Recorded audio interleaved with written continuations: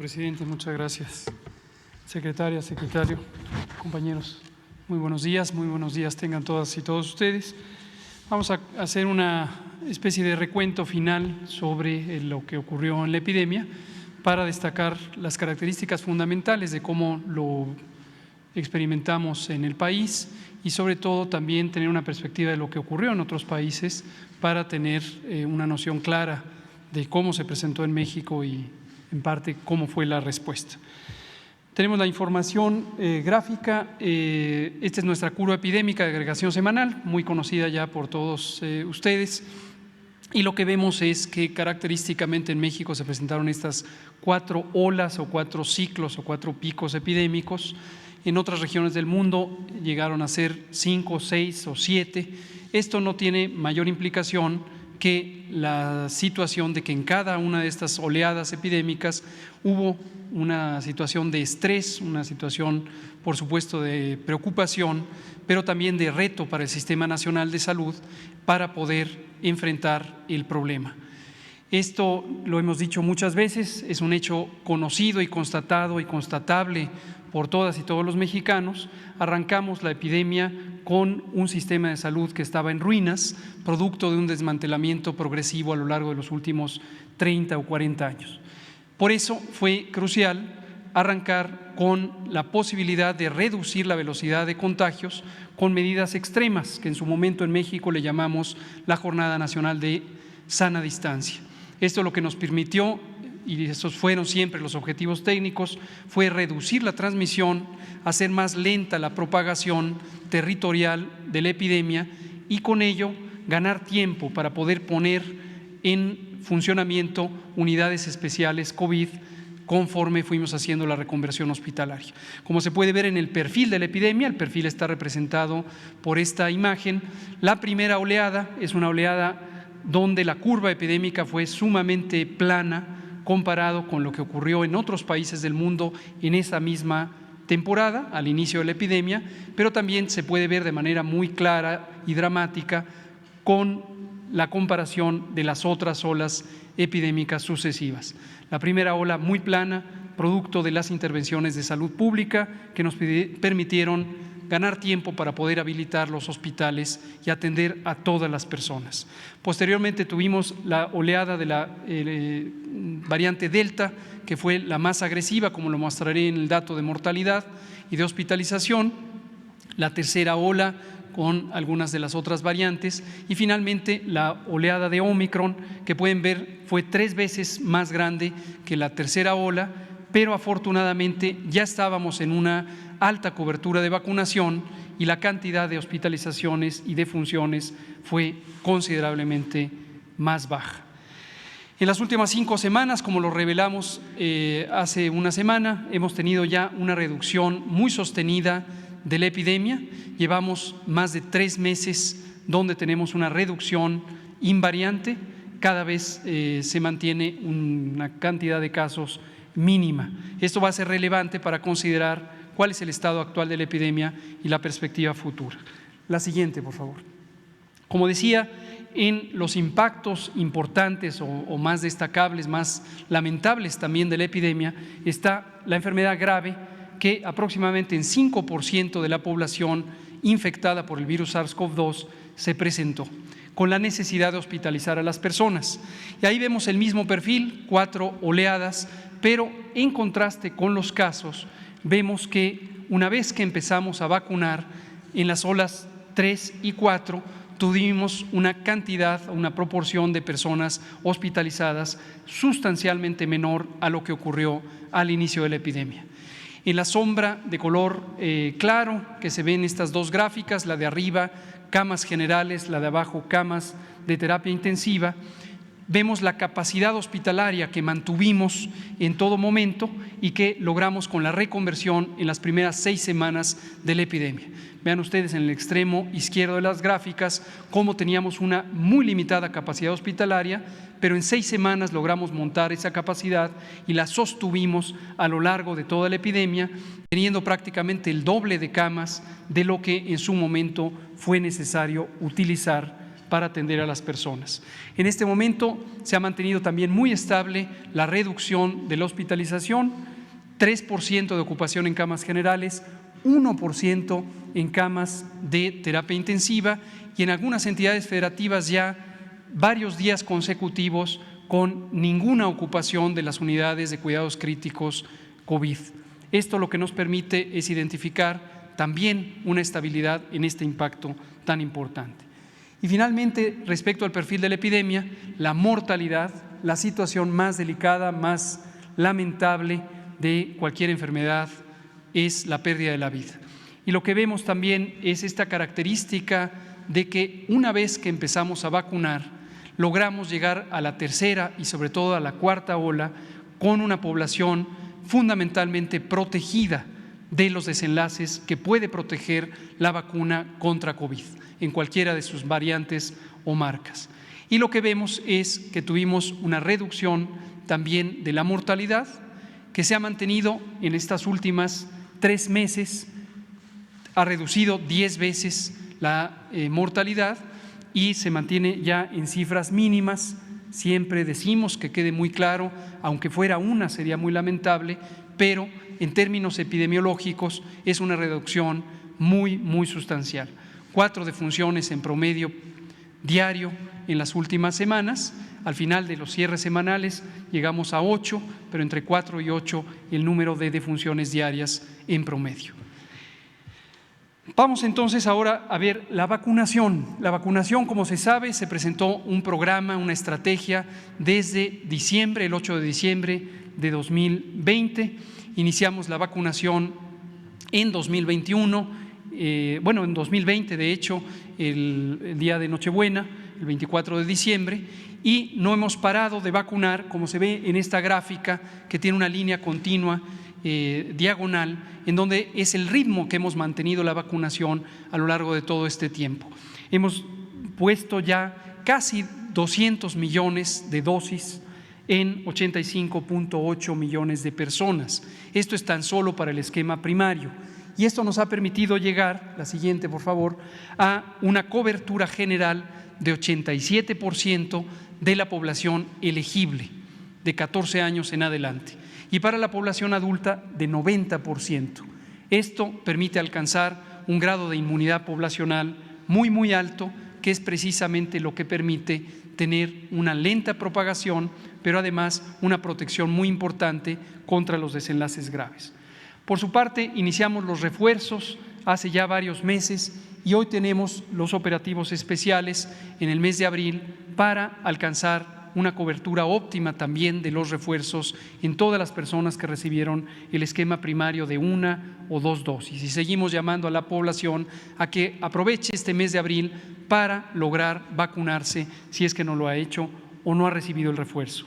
Hasta el momento 56% de cobertura en los refuerzos, esto es 45.7 millones de personas que ya han sido vacunadas con el esquema de refuerzo. Y en el operativo abril, si contabilizamos lo que hemos puesto desde el inicio del mes de abril, son 6.3 millones de dosis, principalmente de refuerzo. 500,000 todavía fueron dosis del esquema primario, personas que no se habían vacunado, pero ya fueron vacunadas, y 5.8 millones en el esquema de refuerzo. Ya para terminar, hacemos un anuncio de abrimos el registro para la vacunación universal de niñas y niños de 12 años en adelante. El registro estará abierto a partir de este próximo jueves, 28 de abril, y se trata de que no solamente niñas y niños con comorbilidades, como lo hemos venido haciendo desde hace 4 meses y medio, sino también todos los niñas y niños sanos de 12 años en adelante ya van a ser disponibles las vacunas para que las reciban. Cobertura universal a partir de los 12 años. Lo penúltimo que quiero comentar son 2 elementos. ¿Cuál fue el impacto general en México? Como lo fue en cualquier otra parte del mundo, un impacto muy lamentable. Nunca es deseable una pandemia, nunca se sale victorioso o satisfecho de haber vivido una pandemia. Lo importante es haber tenido la decisión, la capacidad y la claridad para actuar de manera inmediata y oportuna, haber reducido los impactos de una epidemia que es inevitable para el mundo entero, la más grande epidemia en los últimos 100 años, y que afectó a toda la población del mundo, a todos los 7.000 millones de habitantes del mundo. Y en cada país establecimos las acciones necesarias para reducir estos impactos. Primero, como ya dijimos repetidamente, reducir la transmisión, aplanar la curva y lograr tener la capacidad de respuesta. Segundo, haber atendido a todas las personas que lo necesitaron en las unidades hospitalarias. Tercero, cuando apareció, porque se logró desarrollar la vacuna, haberla aplicado, y estuvimos entre los primeros 10 países del mundo que empezaron a vacunar a su población. Y hemos logrado, como dije, ya una cobertura muy grande. Esto se refleja en los impactos, que los podemos ver en esta tabla que aquí hemos presentado también repetidamente, sobre la comparación con todos los países del mundo. En esta tabla aparecen los primeros 30 en orden de mortalidad, cuántas defunciones ocurrieron por millón de habitante, y podemos ver que de los primeros 30, México quedó hasta el momento en el lugar 28 dentro de esos primeros 30. ¿Y con qué nos estamos comparando? Con los países que aparecen en esta tabla, y ustedes pueden ver en la región, si la hacemos un poquito más grande, por favor, en la región de América hay varios países que desafortunadamente tuvieron estos impactos más grandes. Perú, por ejemplo, podemos ver también Brasil, desde luego, un segundo país más poblado de la región.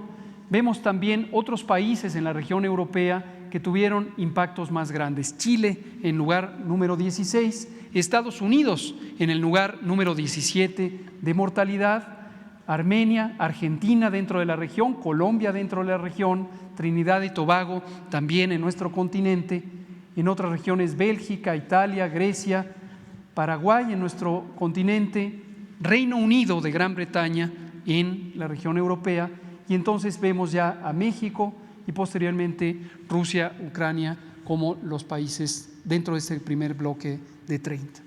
Esto lo dejamos claro, como lo hemos repetido muchas veces, nunca es deseable tener ni una sola defunción, pero también consideramos que es importante que la población tenga claridad de cómo contendió México y cuáles fueron los resultados. Se propagó durante una parte muy larga de la epidemia una mentira construida de que éramos el país con la cuarta mortalidad más grande del mundo. Eso ya se redujo, ya solo algunos columnistas de cuando en cuando insisten en esta mentira, que fue una fabricación. Los datos objetivos, accesibles a todo el mundo, están ahí para mostrarlo. Y vemos ahora sí la última diapositiva. La Organización Mundial de la Salud analiza ya desde hace varias semanas cuáles pueden ser las perspectivas de esta epidemia, cuándo ya podemos decir que ya no estamos en un estado epidémico. En algún momento tenemos que decidirlo y tiene que ser con bases científicas, con bases técnicas. Esto es importante porque COVID-19, el virus SARS-CoV-2, no se va a ir de la humanidad como no se ha ido casi ninguno de los virus respiratorios que han causado epidemias, incluida la influenza.